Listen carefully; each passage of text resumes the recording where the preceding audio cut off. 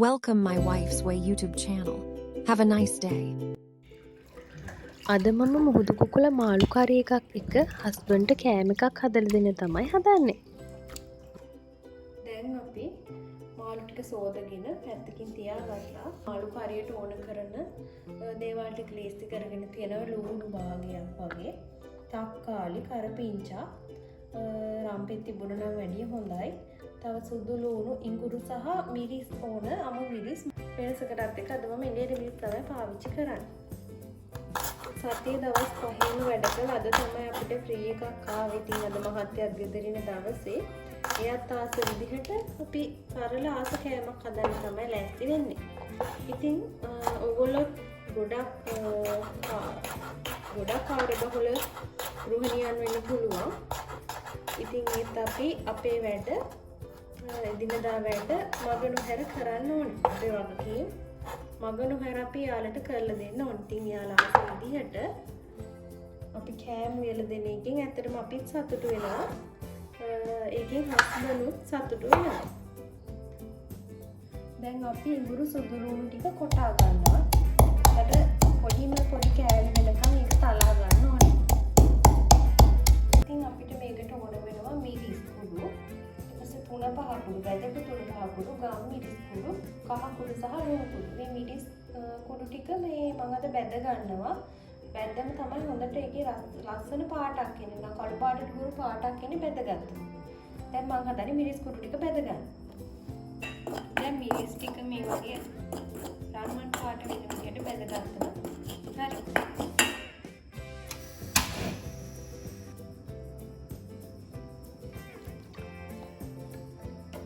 මම පොල් තෙල් එකතු කරගත්තා. තෙල් එක රත් වෙනකොට අපි තලාගත්ත සුදු ලුණු ඉඟුරු ටික තෙල් එකට එකතු කර ගන්නවා.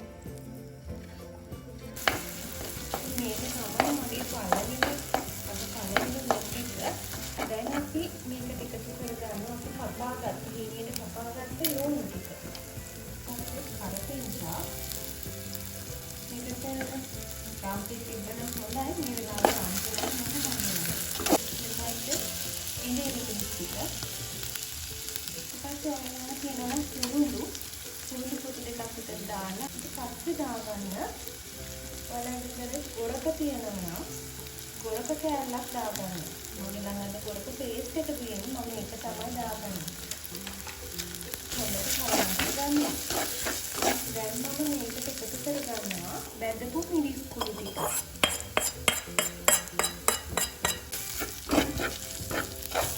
දැන් ඊට පස්සේ අපි එකතු කරගන්නවා බැදපු තුන් පහ කුඩු, ගම් මිරිස් ටික, කහ කුඩු. මේක එකතු කරගන්න. ඒත් එක්කම ඔයාලා එකතු කරගන්න ලුණු කුඩු ටික.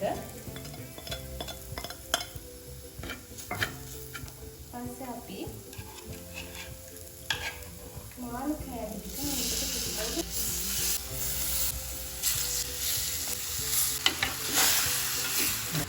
දැන් මේ තියෙන්නේ මම හොඳට කවලා කරගත්ත මාළු ටික. දැන් අපි මිරිස් එක මේ කවලා මෙලා තමයි තියෙන්නේ. දැන් අපි මේකට තක්කාලි ටික එකතු කරගන්න. විනාඩියක් දෙකක් තියෙන්න ඉඳලා දැන් අපි කරන්නේ අපිට මේක පැරෙන්න ඕන කෙනෙක් විදිහට අපිට එකතු කරගන්න ඕනේ. අපිට ගොඩක් කැමති ටිකක් පොඩි කන්න. වගේ පැරට කන්න. ඒක මම වැඩිපුර බැදගත්තා. මම ටිකක් වැඩිපුර අද වතුර එකතු කරගන්නවා. මේ තියෙන්නේ වතුර එකතු කරගත්ත මාළු එක. දැන් මේක විනාඩි 10ක් විතර අවශ්‍ය තරමට පිස්ස ගන්න අපි මොකද තියමු. දැන් මගේ මාළු එක රස ගන්න පැසිගෙන ඉන්නේ. ඉතින් අපි දෙන්නම මහන්සියලා වැඩ කරලා අපිට ලැබුණ නිවාඩු දවසේ උන රැයට තමයි ගොඩක් වෙලාවට අපි දාසම විදිහට කෑම හැදෙන්නේ.